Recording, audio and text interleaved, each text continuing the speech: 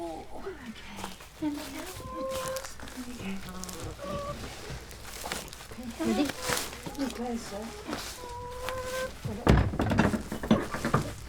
Ready? Come on, girls. There we go. Here you are. You're safe. You're safe. Here we are. Oh, they will slip down. Good girls. All right. Welcome to you home. There we go. There we are.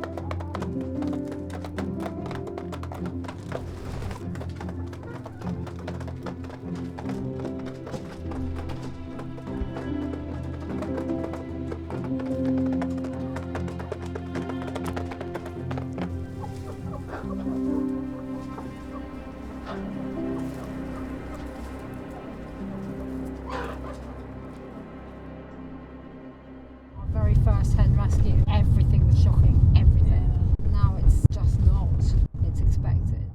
I think we just had to do it. Once we're in it, we're in it.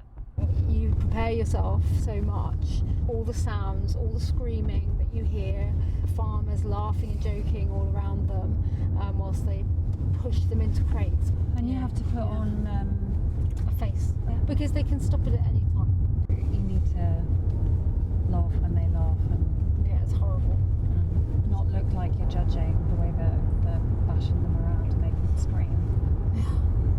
Even if you buy free range, which is what I used to do, the majority of the farms we've been into are free range. They are not what you think.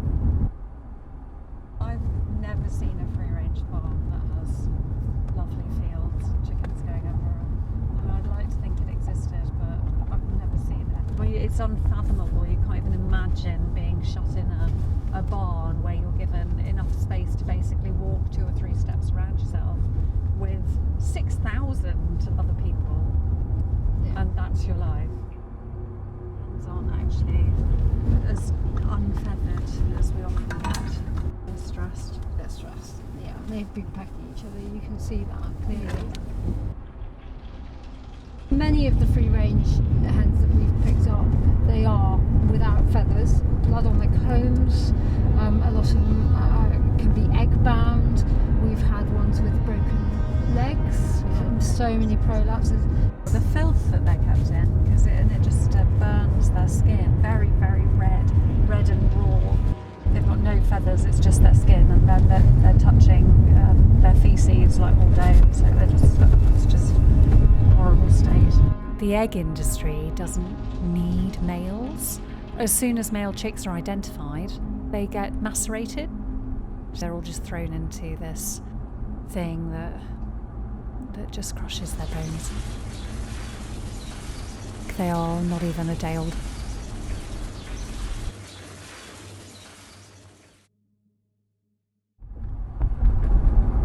It takes the wind out of you. I focus minute by minute, but we break down afterwards. Quite often it can just be an absolute breakdown. I mean, I can remember one specific occasion. There's been a few hours or so of driving and we got back, taking them all out of the crates, and there was one that was looking a little worse for wear, so I picked her up, I scooped her in my arms, I took her into our kitchen and just sat on the floor with her in a towel, just willing her to come round, just because this was her first day of freedom, and she just died and I lost it.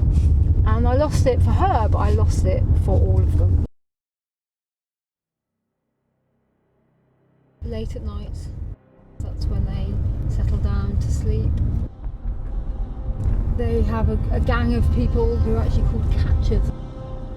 They go in there and they take them by their legs and stuff them in crates. They are hung up, and the next thing is that their heads go into electrified water, and that is supposedly to stun them. They react to that, so they lift their head out of the water, and at that point they have their throats slit. And they obviously all watch that happen to each other. I do remember a farmer saying to me once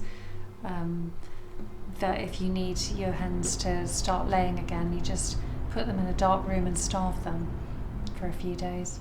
and then that sends them into a molt, and then they will kick-start their laying. So you do whatever it takes to make them be productive, whether that is leaving the lights on all the time or creating unnatural conditions that are going to make them just continue to lay, basically. And then the moment they're not, then they're useless, aren't they? The thing is, we have so much grief in the rescue business. You have to at some point protect yourself from it. It's not because we are rescuers. Neither of us actually want to do this at all. In many ways, I'm grateful that I'm not in there doing the catching, because I feel that if I missed one, that they would be, effectively pleased that I hadn't got them because they were scared, but in actual fact their fate would be far worse that night, and they don't know it. They're so frightened, they don't want you to pick them up because they're so scared of you being there. But they're the lucky ones. They don't realise they're the ones who are going to live.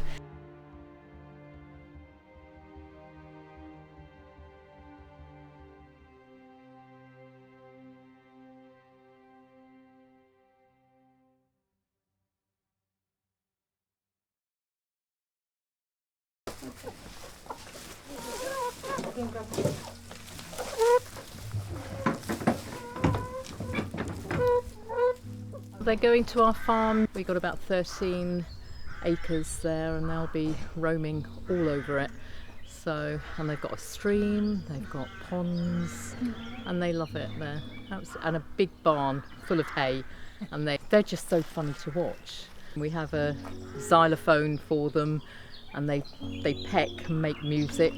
We love the fact that when we have picked up rescue hens, and some of them look almost skeletal, they then within a few weeks they just blossom, and then their feathers are gorgeous.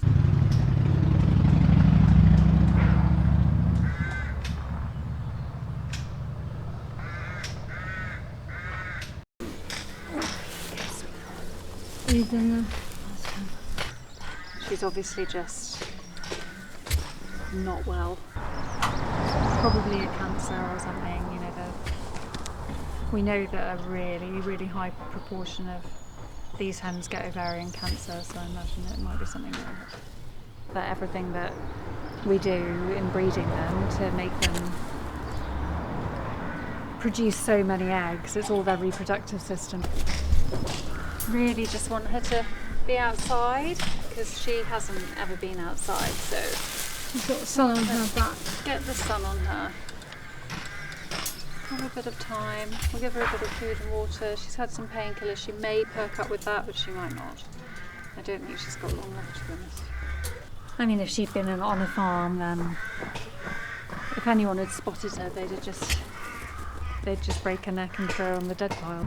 If she was one of our hens, then we would have caught this earlier, and then we'd be investigating and trying to see what was going on. But at this point, for her, she's literally only just arrived. I'm sad that she is not going to have the life that was just described by the people who have just picked up the chickens she came with. When you do the rescue and you get them here, and this is just a place that they are staying before they go to their new lives. They're just so close to living in a place where she wasn't just a number. She would have had a name. She was meant to have freedom. Today was meant to be her first day of freedom. And I think sometimes it's always upsetting, but also it just makes you really angry. Out of all the saves and rescues we've done, there's been one that has been decent, and that was 200 chickens together, and that's it, in an area that they could roam. And that's the only rescue that I really feel that the chickens came and they weren't so stressed and they were fully feathered like this. That's it. All the others are the same as far as I'm concerned. It's not that people don't care, I think people don't know about what they go through. Some of the moments that I felt like we were doing good work have been when we've had people come round and we tell them where the animals are from, and the animals they do the job for us. When people see them, they are their own advocates. Before the sanctuary, I considered animals absolutely zero. Almost the opposite. They didn't feature in my life at all. I came from a very different place. Just one small piece of education changed everything.